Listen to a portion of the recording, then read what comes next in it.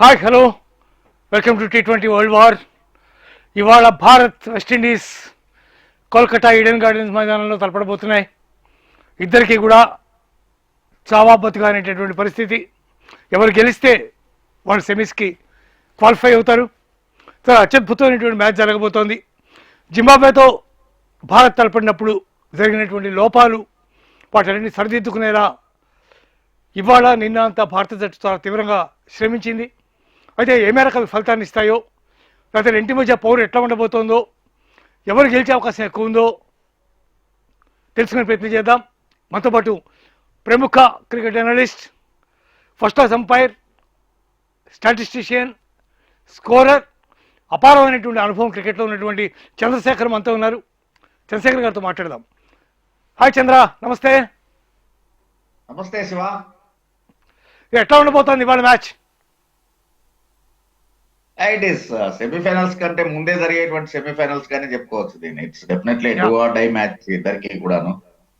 అందుకని అందులోనూ but West Indies team T20 format కి సరిగ్గా సరిపోయినట్టుగా అతికినట్టుగా ఉండేటువంటి టీం కాబట్టి Indian team of course on their best. అందుకని మొత్తానికైతే మంచి match. More than 80,000 public attend అయ్యేటువంటి ఈడెన్ గార్డెన్స్ లో నిజమైనటువంటి క్రికెట్ మ్యాచ్ జరిగేటువంటి అవకాశం ఉంది ఈ రోజు సాయంత్రం. అంటే బౌలింగ్ బ్యాటింగ్ ఆప్షన్స్ రెండు కనుక చూస్తే భారత జట్టు ఎలా ఉంది, లేకపోతే వెస్టిండీస్ జట్టు ఎలా ఉంది, ఈ రెండుకి కంపేర్ చేస్తే అంటే both the sides batting and bowling ఎలా ఉంది? కంపేర్ చేస్తే రెండు ఒకేలాగా ఉన్నాయి. ఇద్దరికి కూడా బ్యాటింగ్ స్ట్రెంత్ ఉంది కానీ బౌలింగ్ వీక్నెస్ అనేటువంటి డొల్లతనం కనబడుతుంది. ఈవెన్ ఇండియన్ టీమ్ కూడా గమనించినట్లయితే కనుక అగెన్స్ట్ జింబాబ్వే ఆ విషయం చాలా స్పష్టంగా అర్థమైంది. బ్యాటింగ్ డెప్త్ ఇద్దరికి కూడా చాలా బలంగా ఉంది. జింబాబ్వేతో జరిగిన మ్యాచ్ లో ఇండియాని కనుక చూసినట్లయితే top 6 batsmen 150+ target strike rate తోటి బ్యాటింగ్ చేశారు. టాప్ 3 అయితే కనుక 200+ and even 4, 5, 6 batted at plus 150 strike rate తోటి బ్యాటింగ్ చేశారు. If you take the West Indies team more or less same 170+ strike rate తోటి వాళ్ళ బ్యాటింగ్ ఉంది. అందుకని బ్యాటింగ్ ఇద్దరికి ఈక్వల్ గా ఉన్నా కూడా బౌలింగ్ విషయంలో మరొకసారి ఆన్ పేపర్ ఇండియా చాలా అనుభవం ఉన్నటువంటి జట్టు. అటు బుమ్రా కావచ్చు, లేకపోతే హార్దిక్ పాండ్యా, వరుణ్ చక్రవర్తి, అక్షర్ పటేల్ ఇలాగ మనం చెప్పుకుంటూ ఉండొచ్చు కాక, బట్ జింబాబ్వేతో జరిగిన మ్యాచ్ లో ఆ పర్ఫెక్షనెన్స్ ని కనిపెట్టలేకపోయారు. సో అందుకని ఈవెన్ ఆఫ్ కోర్స్ సేమ్ మీకు అటు మోర్చే ఉండొచ్చు కాక, లేకపోతే రోస్టన్ చేంజ్, జేసన్ హోల్డర్ వీళ్ళందరూ ఉన్నా కూడా వెస్టిండీస్ కూడా బౌలింగ్ లో కొంచెం ఆ లైన్ అండ్ లెంత్ ని మెయింటైన్ చేయడంలో ఇబ్బంది పడుతూ ఉంది. సో అందుకని రెండు టీంలు బౌలింగ్ కొంచెం ఆ వీక్ పాయింట్ కనబడుతుంది, అలాగే batting of course on their best. Okay, మనతో పాటు మరో ప్రముఖ అనలిస్ట్, అట్లాగే కోచ్, అలాగే అడ్మినిస్ట్రేటర్, ప్లేయర్ మంజుల కిషోర్ గారు కూడా జాయిన్ అయ్యారు. ఆవిడతో కూడా మాట్లాడి ఆవిడ అభిప్రాయాలంటూ కూడా తెలుసుకుందాం. మంజుల గారు నమస్తే. మంజుల గారు, నా వాయిస్ మీకు వినపడుతుందా? మంజుల గారు, నా వాయిస్ మీకు వినపడుతుందా? మంజుల గారు, మీరు మీట్లో ఉన్నారు సార్, చూసుకోండి.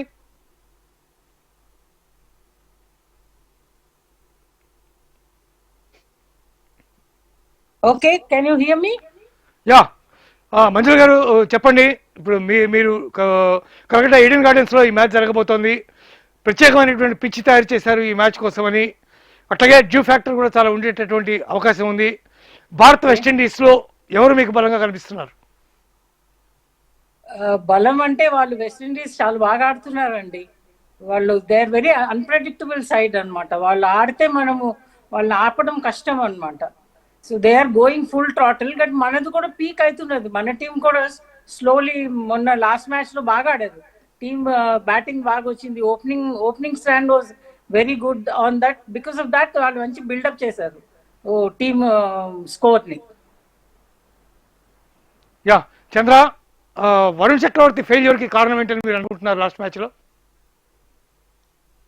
వరుణ్ చక్రవర్తి ఫెయిల్యూర్ కారణం అంటే ఇక్కడ రెండు చూడాలి. ఒకటి అఫ్ కోర్స్ తన రిథమ్ ని, నేనేదో వరుణ్ ని సపోర్ట్ చేస్తున్నా అనేటువంటిది కాదు, జనరల్ గానే కొంత రిథమ్ ని కోల్పోయినా కూడా. ఇంకొకటి ఏంటి అంటే సహజంగానే already the winner is decided, having that much score 250+ on the board. Zimbabwe లాంటి టీం దాన్ని చేస్తుంది అని చెప్పేసి ఏ క్రికెట్ గురించి కనీసం బేసిక్ నాలెడ్జ్ ఉన్న వాళ్ళు ఎవరు కూడా ఊహించరు.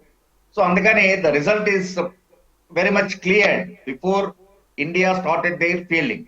అందుకని అట్లాంటి తరుణంలోనే బౌలర్లు ఎప్పుడూ కూడా కొంత లైన్ అండ్ లెంత్ ని వేరియస్ చేసి ఎక్స్పెరిమెంటల్ చేయడానికి ప్రయత్నం చేస్తూ ఉంటారు. అక్కడే వరుణ్ చక్రవర్తి యొక్క లైన్ అండ్ లెంత్ కొంచెం అతను డిఫరెంట్ గా వేయటం, క్లోజ్ టు ది స్టంప్స్. ఎప్పుడు కూడా వరుణ్ ని కనుక గమనించినట్లయితే క్లోజ్ ద స్టంప్స్ వేయడు, almost use the return crease ని వాడుకుంటూ బౌలింగ్ చేసేటువంటి ఇది ఉన్నటువంటి వరుణ్ ను ఆ మ్యాచ్ లో క్లోజ్ ద స్టంప్స్ బౌలింగ్ చేయడం చూసాం. సో కాబట్టి ఒకవేళ కనుక ఇలాంటి లైన్ తోటి బౌలింగ్ చేసేట్లయితే ఎండ్ రిజల్ట్ ఎలా ఉంటుంది అనేటువంటి ఒక ఎక్స్పెరిమెంటల్ వేలో వరుణ్ వెళ్ళినట్టుగా నాకు అనిపించింది. కానీ I try to look at the positive side of the player. So నాకు అలా అనిపించింది, కానీ అంత పెద్దగా అతనిలో ఆ రకమైనటువంటి ఫాల్ట్ ని చూడాల్సినటువంటి అవసరం కనపడలేదు. కాకపోతే అఫ్ కోర్స్ ఇప్పుడున్నటువంటి సోషల్ మీడియా అవేర్నెస్ దీంతో చాలా స్క్రోల్ అయిన తర్వాత లాస్ట్ 2 days నెట్స్ లో చాలా బాగా అతను శ్రమించాడు.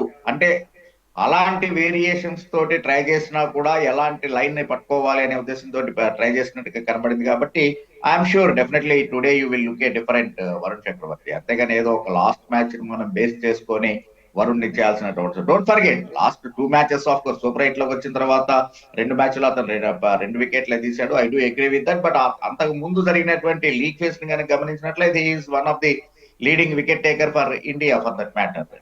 సో కొంచెం ఏదో వేరియేషన్స్ ని ట్రై చేసినట్టుగా నాకు కనబడింది వరుణ్ లో లాస్ట్ మ్యాచ్.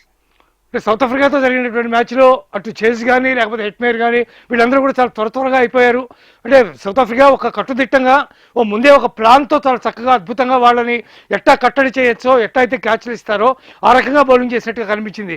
అట్లాంటి వ్యూహం ఇవాళ ఇండియా ఏమైనా అడాప్ట్ చేసుకునే అవకాశం ఉందా? ఆ వికెట్ కి ఈ వికెట్ కి అసలు కంపారిజన్ లేదు. అట్లాగా కనుక గమనించి నువ్వు యాక్చువల్ గా పిచ్ నేచర్ ఎలా బిహేవ్ చేస్తుంది, బౌలర్స్ కి ఎలా హెల్ప్ చేస్తున్నటువంటిది కూడా గమనించాలి. If you look at the Ahmedabad wicket natural గానే that itself will have a slow nature.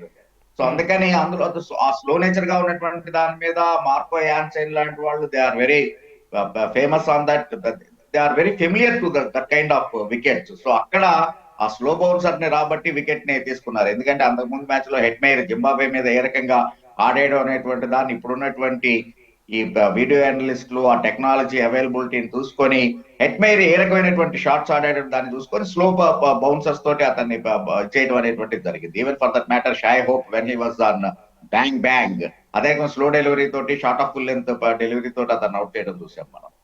So అందుకని ఆ వికెట్ కు ఉన్నటువంటి హెల్ప్, బౌలర్స్ కి ఇచ్చేటువంటి హెల్పింగ్ నేచర్ కి ఇప్పుడు ఇవాళ జరగబోయేటువంటి ఈడెన్ గార్డెన్స్ వికెట్ కి it's completely quite opposite nature కలిగినటువంటిది. Even last pitch curator interview కూడా గమనించినట్లయితే కనుక he made it very clear it is a batting friendly wicket నే చేస్తూ ఉన్నాం మనము గంగూలీ గైడెన్స్ లో అనేటువంటిది. Because the president Sourav Ganguly is the president of Calcutta cricket association, CAB president గా కూడా. సో అందుకని పబ్లిక్ ని ఎంటర్టైన్ చేయడం కోసం అని బ్యాటింగ్ ఫ్రెండ్లీ వికెట్ నే చేస్తూ అన్నాం. కాబట్టి మనం కంపేర్ చేయాల్సినటువంటి అవసరం లేదు. సౌత్ ఆఫ్రికా బౌలింగ్ లో వెస్టిండీస్ ఎలా తడబడింది, సో కాబట్టి ఇండియా మీద కూడా అలాగే తడబడుతుందా అనేటువంటి ఇది లేదు. But of course Bumrah is known for that and even Hardik Pandya is known for that slower bouncers. Particular గా బుమ్రా కన్నా కూడా Hardik will be more dangerous in that execute చేయడంలో. సో అందుకని అదే రకమైనటువంటి డెలివరీస్ కనుక వేసేట్లయితే నో డౌట్ వాళ్ళు కనుక వెస్ట్ ఇండియన్ బ్యాటర్లను గమనించినట్లయితే కనుక they love the ball coming on to the bat very much. అంతేగాని స్లోవర్ ట్రాక్ మీద వాళ్ళు అఫ్ కోర్స్ ఇండియా కూడా అదే ఇదిలో స్లోవర్ డెలివరీస్ కే ఇబ్బంది పడుతూ ఉంది. సో కాబట్టి వెస్ట్ ఇండీస్ ఆ రకంగా ట్రాప్ చేసే అవకాశం ఉంది ఈవెన్ ఇవాళ కూడా. మంజుల గారు మీరు చెప్పండి, లాస్ట్ మ్యాచ్లో హర్షదీప్ సింగ్ చాలా అద్భుతంగా బౌలింగ్ చేశాడు. అంటే నిజానికి బుమ్రా ఆ 15 runsకే 3 వికెట్లు తీసుకున్నప్పటికీ కూడా హర్షదీప్ చాలా చక్కగా బౌలింగ్ చేసినట్టుగా అనిపిస్తుంది మనకి. చాలా చక్కటి లైన్ అండ్ లెంగ్త్తో బౌలింగ్ చేశాడు. ఇవాళ మ్యాచ్లో వెస్టిండీస్ మీద ఇటు హర్షదీప్ కానీ లేకపోతే బుమ్రా కానీ ఎవరి ఇంపాక్ట్ ఎక్కువ ఉంటుందని మీరు భావిస్తున్నారు? యాక్చువల్లీ ఈడెన్ గార్డెన్స్ లో మన ఒక ఎండ్ నుంచి చాలా పెద్ద గేట్స్ ఉంటాయండి. అక్కడ గేట్స్ మూలంచి ఒక ఎండ్ నుంచి end from where the Hooghly river is they, అక్కడి నుంచి మంచి బ్రీజ్ వస్తుంది. ఆ breeze will push the ball అనమాట. ఆ ఎండ్ నుంచి ఒకవేళ హర్షదీప్ వేస్తే ఆయన బాల్ మంచిగా we can bring the ball in and make the ball go away అనమాట. కానీ బూమ్రా ఏమంటే ఆయన యార్కర్ స్పెషలిస్ట్ అండి. ఆయన బాల్ స్వింగ్ చేయడు, మూవ్ అవుతుంది. Just with this action it moves, but in the air ఆయన ప్రైమరీలీ విండ్ ని యూజ్ చేసి స్వింగ్ చేసే బౌలర్ కాదు. ఆయన యార్కర్స్ వేసి వికెట్లు తీస్తాడు. ఇతను మాత్రం మంచిగా స్వింగ్ చేసి is capable of getting wickets, especially if he comes from the end from where the breeze will blow in to the ground. ఇదే బ్యాటింగ్ వికెట్ అని చెప్పి చెప్తున్నారు. యాక్చువల్గా బ్యాటింగ్ వికెట్ తయారు చేస్తారు ప్రత్యేకంగా దీనికోసం అని. కాబట్టి ఇట్లాంటి బ్యాటింగ్ వికెట్ మీద అటు మనకు పేస్ బౌలర్స్ బాగా క్లిక్ అయ్యే అవకాశం ఉందా, లేదా వరుణ్ చక్రవర్తి కానీ లేదా మిగిలినటువంటి స్పిన్నర్స్ బాగా క్లిక్ అయ్యే అవకాశం ఉందా?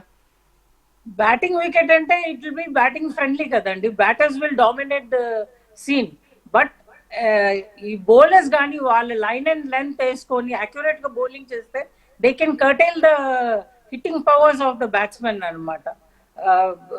వరుణ్ చక్రవర్తి ఆయన వేరియేషన్స్ బట్టి ఆయన కొంచెం వికెట్స్ తీసుకోవచ్చు. And moreover he knows the wicket through and through. ఆయన కేకేఆర్ ఆడాడు అనమాట. కేకేఆర్ ఆడినప్పుడు ఆయన every second match was being played at Eden Gardens. So he knows the wicket and he knows how to take advantage of the wicket. Okay Chandra, ఇవాల్టి మ్యాచ్లో కనుక మనం toss గెలిస్తే బ్యాటింగ్ తీసుకోవాలా, ఫీల్డింగ్ తీసుకోవాలా? బేసికల్లీ అక్కడ తేమ శాతం చాలా ఎక్కువ ఉంటుంది. నైట్ టైం దాదాపు 55 నుంచి 64% దాకా తేమ ఉండేటువంటి అవకాశం ఉంది అంటున్నారు. వర్షం ముప్పు అయితే లేదు, కానీ మొత్తానికి తేమ ప్రభావం అయితే డెఫినెట్గా ఉందంటున్నారు. ఇట్లాంటి నేపథ్యంలో వెస్టిండీస్ బ్యాటింగ్ని పరిగణనలోకి తీసుకుంటే, బౌలింగ్ ఎట్లాగో వీక్గా ఉందని మనం అనుకున్నాం, వాళ్ళు బ్యాటింగ్ని పరిగణనలోకి తీసుకుంటే భారత్ టాస్ గెలిస్తే ఎట్లా నిర్ణయం తీసుకోవాలి? అక్కడ జ్యూ ఫ్యాక్టర్ ఉందా లేదా ఏంటి అనేటువంటిది, ఎలాంటి బ్రీజ్ వస్తుంది, ఇలాంటి దానికన్నా కూడా ఇట్లా disease pressure match, crunch match. So కాబట్టి అంటే ఒకవేళ ఓడిపోయినా పర్వాలేదు తర్వాత చూసుకుంది అనే సిచ్యువేషన్ అయితే లేదు. It is nothing but a do or die match, knockout match. So అందుకని యూ బెటర్ బ్యాట్ ఫస్ట్ కనుక బ్యాటింగ్ చేసేట్లయితే కనుక you prime target. West Indies batting depth ని దాన్ని దృష్టిలో పెట్టుకుంటే కనుక ఆన్ దట్ వికెట్ టిఎస్ 180 విల్ బి పార్ స్కోర్ అనుకునేట్లయితే. యూ డోంట్ ఫర్గెట్ వెస్టిండీస్ ఇక్కడ ఆడినటువంటి 2 మ్యాచ్లు కూడా 200+ చేసినటువంటిది. అక్కడ స్కాట్లాండ్ మీద కావచ్చు లేకపోతే ఇటలీ మీద కూడా వాళ్ళు 200+ స్కోర్స్ నమోదు చేసినటువంటి. So they know that every corner of that ground. Varun Chakravarthy of course ఎలాగైతే లోకల్ కేకేఆర్ ఆడాడు కాబట్టి ఆర్పాన్లు తెలిసి అని చెప్పేసి అని మంజులా మేడం చెప్పి ఉన్నారు. అలాగనే డోంట్ ఫర్గెట్ దట్ వెస్టిండీస్ కూడా ఆ వికెట్ మీద ఆడినటువంటి పర్టికులర్ ఈ వరల్డ్ కప్ ఎడిషన్ లోనే ఆడారు. అదే ఇండియా వచ్చేటప్పటికి ఇంకా అక్కడ ఆడలేదు మనం. అందుకని what is the newly laid wicket అనేటువంటిది ఇండియా కన్నా కూడా వెస్టిండీస్ కి బాగా తెలిసినటువంటి సందర్భంలో you better bat first, 200 prime target అనుకొని ఆ తర్వాత ఎంత వచ్చినా కూడా that will be bonus to you, like Zimbabwe మీద అన్నట్టుగా.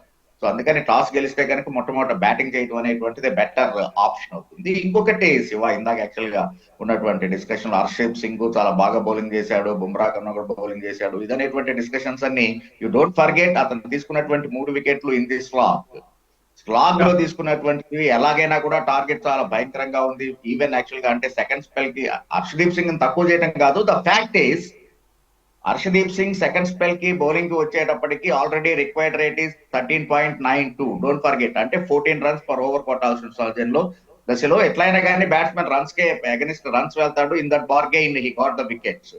సో ఇవ్వాలని అనుకోవడం అసలు హర్షదీప్ సింగ్ 11 లో ఉంటాడా లేదా అనేటువంటిది I have my own doubt. Because West Indies ని కనుక దృష్టిలో పెట్టుకున్నప్పుడు Kuldeep will be the better option. More or less Kuldeep కావచ్చు, హర్షదీప్ సింగ్ కావచ్చు, బ్యాటింగ్ లో దే ఆర్ ఓన్లీ బౌలింగ్ ఆల్రౌండర్సే కానీ they are not the batting allrounders. ఎలాగో Shivam Dube is there medium pace ఇచ్చేయడం కోసం. అంటే బుమ్రా అండ్ హార్దిక్ పాండ్యాకి సపోర్టివ్ గా దుబే ఇస్ దేర్, శివం దుబే.